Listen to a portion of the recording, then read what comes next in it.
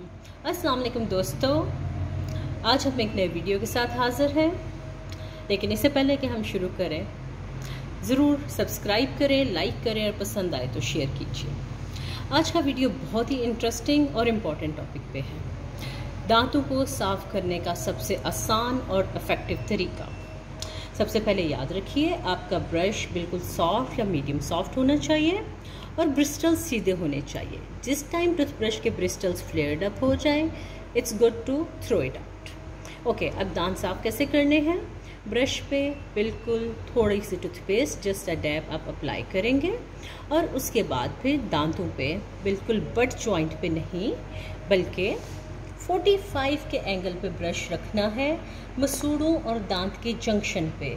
यही वो जगह है जहाँ पे सबसे ज़्यादा कैल्कुलस डिपॉजिट होता है और मास्कोरा या पेरियोडोंटाइटिस स्टार्ट होता है। तो 45 के एंगल पे ब्रश रख के टू एंड फ्रो, आगे पीछे और नीचे, आगे पीछे और नीचे 3 दफ़ा आप इसी तरह से इस एरिया को साफ़ करेंगे और फिर सर्कुलर मूवमेंट से ऑल अराउंड सफाई कर देंगे। पहला हिस्सा किया, फिर अगले 4 और फिर आखिरी 2 दांत। माइंडफुली सब दांतों को साफ़ कीजिए, इसी तरह अंदर की साइड पे। जब हम इस एरिया में आते हैं तो यहाँ पे ब्रश प्रॉपर बैठ नहीं सकता, इसलिए यहाँ पे ब्रश को हमेशा इस डायरेक्शन में रख के सर्कुलर मूवमेंट्स के साथ साफ़ करेंगे।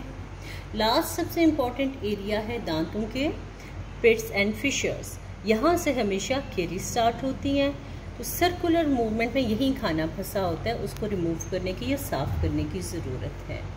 रोज़ाना रात को सोने से पहले और सुबह नाश्ते के बाद 2 दफ़ा 2/2 का रूल मत भूलें।